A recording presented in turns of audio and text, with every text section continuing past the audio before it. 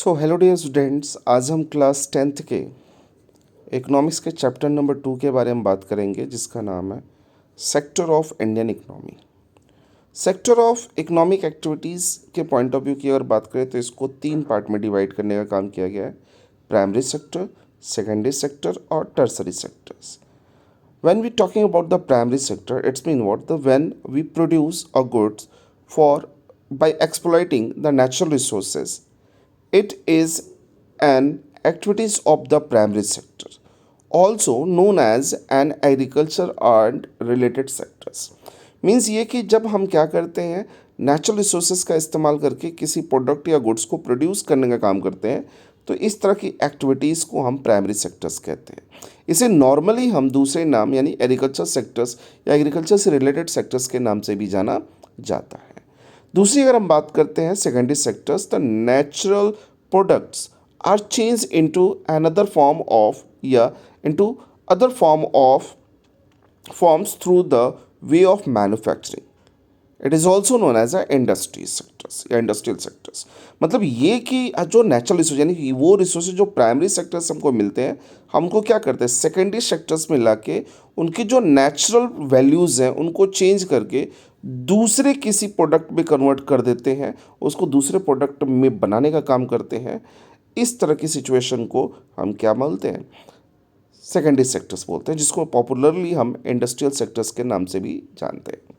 वहीं जब हम बात करेंगे टर्सरी सेक्टर्स के बारे में, तो these activities by themselves do not produce a goods but they are an aids or a support for the production process.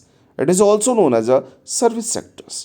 Means कि ये सेक्टर्स ऐसा होता है जो अपने आप में किसी गुड्स को प्रोड्यूस तो नहीं करता, ठीक है, लेकिन ये क्या करता है, एक एड्स के रूप में या फिर सपोर्ट के रूप में जो प्रोडक्शन प्रोसेस होता है उसमें इंपॉर्टेंट रोल प्ले करने का काम करता है, और इसको नॉर्मली हम जानते हैं सर्विस सेक्टर से। इस तरीके से देखें तो प्राइमरी सेक्टर जो एग्रीकल्चर सेक्टर से रिलेट करता है, सेकेंडरी सेक्टर जो इंडस्ट्रियल सेक्टर या मैन्युफैक्चरिंग सेक्टर्स की बात करता है, वहीं टर्सरी सेक्टर्स की जब बात करेंगे ये सर्विस सेक्टर्स की बात करते हैं। इवन अगर हम बात करते हैं आगे तो ग्रॉस डोमेस्टिक प्रोडक्शन की बात आती है।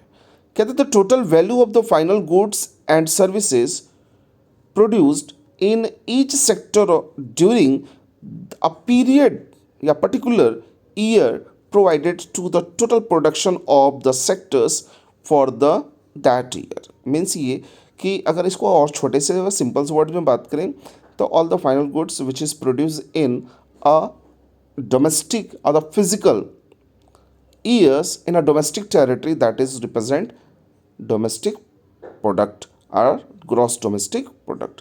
यानी कि हम अपनी कंट्री में एक साल के अंदर जितने भी प्रोडक्शन करते हैं, जितने भी गुड्स को प्रोड्यूस करने का काम कर रहे हैं, उनकी जो टोटल फाइनल वैल्यूज़ होगी, जो मार्केट वैल्यूज़ होती है, उनको जब जोड़ते हैं, उनको इकट्ठा करते हैं, उनको कलेक्ट करने का काम करते हैं, उनकी वैल्यू को मेंटेन करने का काम करते हैं, तो वो हमारे जीडीपी को यानी ग्रॉस डोमेस्टिक प्रोडक्ट को रिप्रेजेंट करने का काम करता है।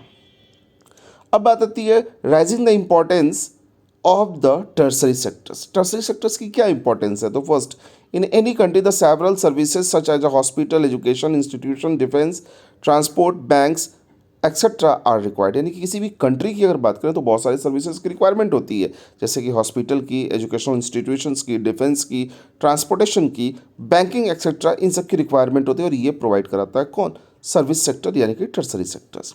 The development of agricultural and industries leads to the development of the service such the transport, bank are required. कहता कि अगर इंडस्ट्रियल डेवलपमेंट की हम बात करें तो इंडस्ट्रियल डेवलपमेंट के लिए हमें ज़रूरी क्या है कि हमारे कुछ जो सर्विस सेक्टर्स हैं उनका डेवलपमेंट हो, जैसे कि ट्रांसपोर्ट। आपको मालूम है प्रोडक्ट जहाँ बनता है ज़्यादातर हम वहाँ इस्तेमाल नहीं करते उसको, हम क्या करते हैं, प्रोडक्ट का यूज होने वाला जो कंडीशन होता है या कस्टमर जो बैठा है हमारे फार कंट्री में भी बैठा होता है, यानी कि हमारे दूर दराज के एरिया में भी बैठा होता है उस प्रोडक्ट के बारे में। तो ऐसी सिचुएशन में ट्रांसपोर्टेशन ना हो तो हम अपने प्रोडक्ट को अल्टीमेट कंज्यूमर तक पहुँचाने का काम नहीं कर सकते। ट्रेड, बैंकिंग सर्विसेज हमारे लिए बड़ी इंपॉर्टेंट होती है, हमको फंड्स प्रोवाइड करने का काम करती है, फाइनेंशियल रिक्वायरमेंट को फुलफिल करने का काम करती है, जिससे हमारा बिजनेस स्मूथली रन करता है, और ये सारी चीज़ें क्या है, सर्विस का पार्ट होती हैं। इवन अगर हम बात करें तो यहाँ आगे टॉपिक पे अगर बात करें तो development of agricultures and industries lends to the development of the service such as transport, trade and storage. अब कहता है क्या कि अगर हम डेवलपमेंट की बात करें एग्रीकल्चर्स की और इंडस्ट्रीज़ के डेवलपमेंट की बात करें, तो इनका डेवलपमेंट तभी पॉसिबल है जब इनके थ्रू प्रोड्यूस होने वाले प्रोडक्ट को हम सेफली कस्टमर तक पहुंचाने का काम करें, जिसके लिए हमें ट्रांसपोर्टेशन की रिक्वायरमेंट है। इन प्रोडक्ट्स को कोई खरीदने वाला हो, बिजनेस की रिक्वायरमेंट है ट्रेड की, और ज़रूरत के हिसाब से इन प्रोडक्ट को हम लंबे टाइम तक स्टोर कर सकें, तो स्टोरेज की रिक्वायरमेंट होती है। ये सारी की सारी जो चीज़ें होती हैं कोई प्रोडक्ट नहीं बनाती, ये सर्विसेज के माध्यम से हमें रिसीव होती हैं।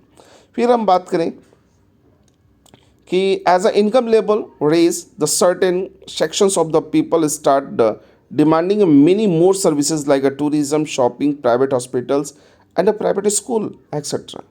तो यहाँ कह रहा है कि अगर इनकम लेवल हमारा बढ़ जाता है तो बढ़ने की सिचुएशन में बहुत सारे लोग होते हैं ना, वो अलग अलग तरीके के अलग अलग सर्विसेज की डिमांड करने का काम करते हैं। जैसे कि बात करते हैं किसकी, टूरिज़्म की, शॉपिंग्स की, प्राइवेट हॉस्पिटल की, प्राइवेट स्कूल्स की डिमांड करते हैं ताकि उनको बेहतर से बेहतर फैसिलिटीज़ मिल सके। और these are the those place where we receive a services only, not any another product. That's why we are called the third sector. Tertiary sectors is known as also secondary service sectors.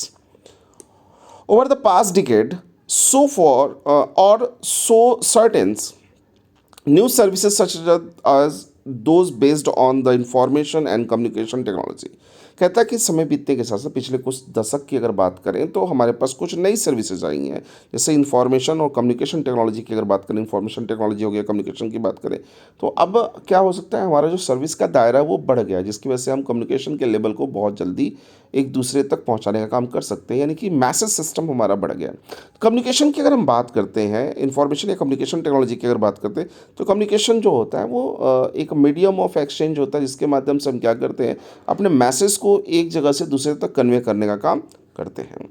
अब बात आता है अगला topic हमारा, जिसमें हम बात करते हैं डिस्कस ऑन एम्प्लॉयमेंट के बारे में।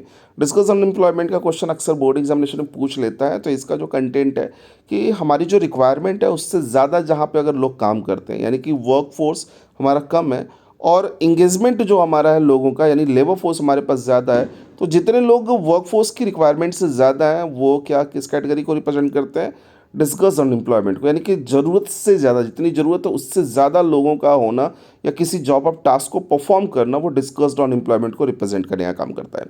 यहाँ अगर हम बात करते हैं more people engaged in that in than the people required for the work, यानी कि ज़्यादा लोगों का इंगेज होना, जितने लोगों की ज़रूरत है उससे the people do less works than their efficiency. तो जो लोग काम करते हैं ना, वो अपनी कैपेसिटी, अपनी योग्यता से कम काम करेंगे। और ऐसी सिचुएशन किस चीज़ को रिप्रेजेंट करती है, डिस्कस्ड अनएम्प्लॉयमेंट को रिप्रेजेंट करती है। अब इसके बाद अगर हम बात करें तो यहाँ बात आती है national rural employment guarantee act 2005।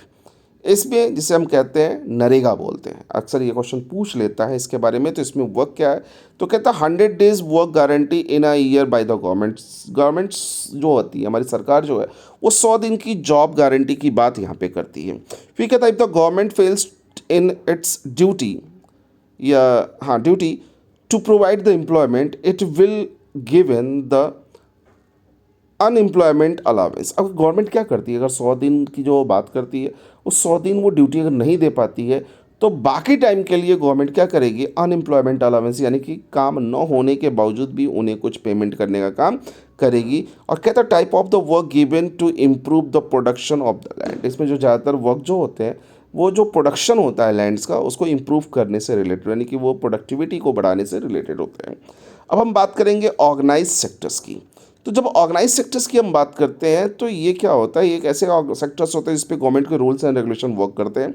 यानी कि अगर बात करें terms of employment are the regular, यहाँ पे जो एम्प्लॉयमेंट होता है वो क्या होता है, रेगुलर होता है, रजिस्टर्ड बाय द गवर्नमेंट। ये ऑर्गेनाइजेशन ज़्यादातर क्या होती है, गवर्नमेंट के थ्रू रजिस्टर्ड होती हैं, and follow the various rules and regulation. और ये गवर्नमेंट जो रूल्स एंड रेगुलेशन बनाती है उसको फॉलो करने का काम करती हैं।